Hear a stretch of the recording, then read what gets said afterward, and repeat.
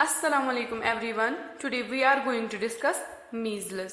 measles start करने से पहले हम देखेंगे कि आज हम इसमें क्या क्या पढ़ने वाले हैं। तो इसमें जो हम पहला पढ़ने वाले इसकी definition, causes, mode of transmission, host factors या फिर risk factors, science and symptoms, pathophysiology, diagnosis and treatment. सबसे पहले हम देखेंगे measles की डेफिनेशन।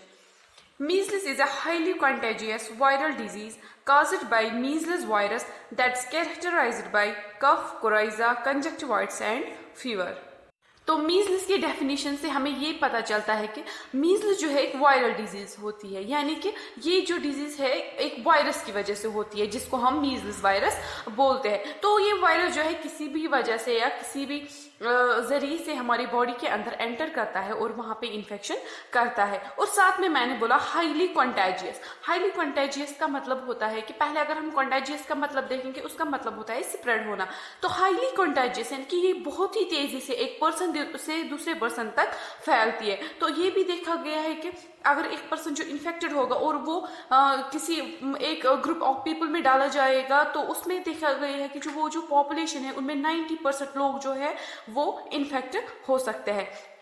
तो इसके बाद जो हम देखेंगे इसका जो मैंने बोला कैरेक्टराइज्ड बाय, यानी कि हमें पता है हर किसी डिजीज में हम अलग अलग से पहचान सकते हैं कि ये वो डिजीज है। इसी तरह इसमें भी जो हम डिफरेंशियल सिम्टम बोल सकते हैं वो होता है कफ, कोराइजा। कोराइजा का मतलब होता है कि इन्फ्लेमेशन, इसको हम राइनाइटिस भी बोलते हैं, जिसको हम बोलते हैं inflammation of the mucous membrane of the nose. तो इसमें क्या होता है कि रनी नोज, फिर वो वाले सिम्टम्स भी आ जाते हैं। और कंजक्टिवाइट्स, कंजक्टिवाइट्स मीन्स कि जो हमारा कंजक्टिवा होता है उसमें भी इन्फ्लेमेशन हो जाती है और इसमें फीवर भी हो जाता है। तो इससे हमें सीधे पता चलता है कि एक पर्सन जो है वो मीजल्स वायरस की वजह से इन्फेक्ट हो गया है। तो अगर हम इसके मीजल्स का कॉज देखेंगे तो हमें पता है इसमें जो कॉज है वो तो वायरस ही है, तो जिसको हम मीजल्स वायरस बोलते हैं। तो ये मीजल्स वायरस क्या होता है कि इसमें क्या होता है, सिंगल स्ट्रैंडेड आरएनए वायरस होता है। हमें पता है कि कुछ ऐसे वायरसेस होते हैं जो खाली डीएनए के बने होते हैं, कुछ खाली आरएनए के बने होते हैं और कुछ डीएनए और आरएनए दोनों के बने होते हैं। तो इसमें जो ये वायरस है, ये मीजल्स वायरस जो है खाली आरएनए का बना होता है और इसमें खाली एक ही स्ट्रैंड होती है। तो इसका जो अगर हम जीनस देखेंगे तो ये मॉर्बिले वायरस जीनस से बिलोंग करता है और इसकी जो फैमिली है उसको हम पैरामिक्सोवायरिडी फैमिली बोलते हैं। तो अब हम देखने वाले हैं मोड ऑफ ट्रांसमिशन, यानी कि जो ये वायरस है कैसे फैलता है, कि किस जरिए से एक पर्सन में दूसरे पर्सन में चला जाता है। तो पहला जो आता है वो है ड्रॉपलेट ट्रांसमिशन। फॉर एग्जाम्पल कोई जो है इन्फेक्टेड पर्सन अगर उसने कफ किया या स्नीज की यानी कि खांसी की तो या छींकता है तो उससे क्या होता है कि जो उस ड्रॉपलेट्स है वो हवा में चले जाते हैं, तो एयर में चले जाते हैं तो वायरस उनमें प्रेजेंट होता है। तो उसके आसपास जो है अगर कोई पर्सन होगा तो उसमें वो चला जा सकता है और उससे भी उनमें मीजल्स हो सकता है। इसके बाद आता है डायरेक्ट कांटेक्ट।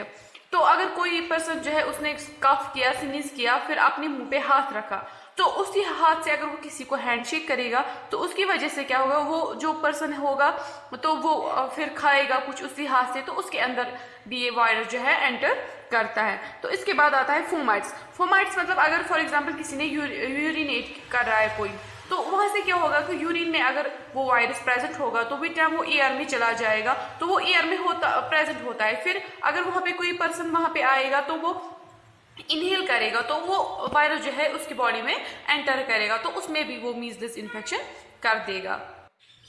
तो हम अब मीजल्स का इंक्यूबेशन पीरियड देखेंगे। हमें पता है कि इंक्यूबेशन पीरियड क्या होता है कि जब एक पर्सन में इन्फेक्शन हो जाता है या कोई भी डिजीज होती है किसी भी वजह से, फिर वहां से लेकर जब उसका पहला सिम्टम आ जाता है तो उस पीरियड को हम बोलते हैं इंक्यूबेशन पीरियड। तो इसमें मीजल्स में जो इंक्यूबेशन पीरियड होता है वो होता है 7 to 14 डेज। इसके बाद बात करेंगे हम स्टेजेस की। इसमें 3 स्टेजेस होते हैं। पहला जो स्टेज है वो है प्रोड्रोमल स्टेज।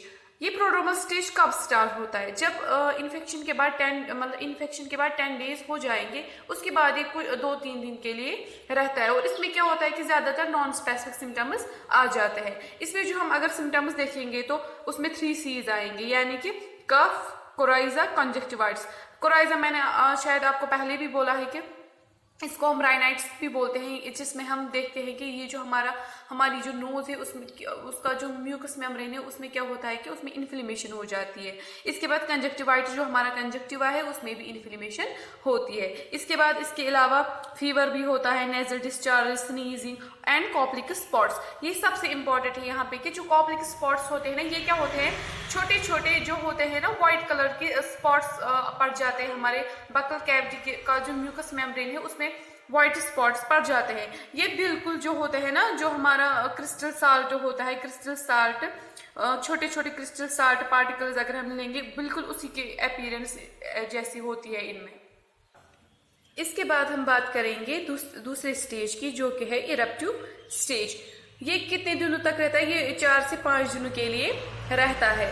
अगर हम इसमें साइन्स एंड सिम्टम्स देखेंगे तो वो होता है पफी फेस हो जाता है, यानी कि जो फेस जो है पूरा फूल जाता है, गोल गोल सा दिखता है और बहुत ही ज्यादा हेडेक होता है इसमें। इसके बाद जो है इसके लिप नोड्स जो है ना वो बहुत ही ज्यादा एनलार्ज होते हैं, यानी कि हम उनको पालपेट भी कर सकते हैं। वो इस वजह से है कि जो वायरस है ना इन लिप नोड्स में क्या करता है कि मल्टीप्लिकेशन करता है, इसकी वजह से ये एनलार्ज होते हैं। इसके बाद हम जो इसमें सबसे इम्पोर्टेंट इस फेज में देखेंगे, इस स्टेज में देखेंगे, वो है मैक्यूलो पैपुलर रैश, यानी कि इसमें जो ये रैशेस पड़ जाते हैं वो रेड कलर के, रेड टू पिंक कलर के होते हैं। इसी वजह से मैंने बोला था पहले कि इसको हम रेड मीजल्स भी बोलते हैं। तो इसमें पहले हमें ये देखना है कि ये कहाँ पे पहले पड़ जाता है। पहले जो इनके फोरहेड पे आ जाता है ये रैशेस। ये मैक्यूलोपैपुलर रैश क्या होता है कि ये आप आगे देखोगे, जब मैं इंटीग्यूमेंट्री सिस्टम पढ़ाऊंगी तो उसमें आप देखोगे। तो अभी मैं फिलहाल बोलूंगी कि ये पहले कहाँ पे आते हैं। पहले ये फोरहेड्स पे आते हैं, उसके बाद आता है हमारी जो ईयर्स है उनके पीछे, और उसके बाद ये ट्रंक पे आता है, यानी कि नेक, ट्रंक, चेस्ट। तो इसके बाद ये लिम्स पे आ जाते हैं। इसके बाद जो हमारा थर्ड स्टेज आता है उसको हम रिकवरी स्टेज बोलते हैं, या फिर हम इसको कन्वालेसेंट स्टेज भी बोल सकते हैं। तो ये हमारा जो है मीजल्स का लास्ट स्टेज है। इसमें क्या होता है कि जो हमारे रैशेस पड़ जाते हैं मीजल्स पेशेंट में, वो क्या होते हैं, वो रेड कलर के होते हैं। वो इसमें क्या होता है कि वो धीरे धीरे फेड हो जाते हैं, यानी कि वो कम हो जाते हैं। इसके बाद लेकिन जो है स्किन पे जो है ब्राउनिश डिस्कलरेशन जो होती है ना वो वहीं पे रहती है, यानी कि उसके जो थोड़े निशान होते हैं इन रैशेस के वो वहीं पे रहते हैं, लेकिन वो थोड़े ब्राउन कलर के हो जाते हैं। लेकिन विद टाइम फिर ये भी ठीक हो जाते हैं।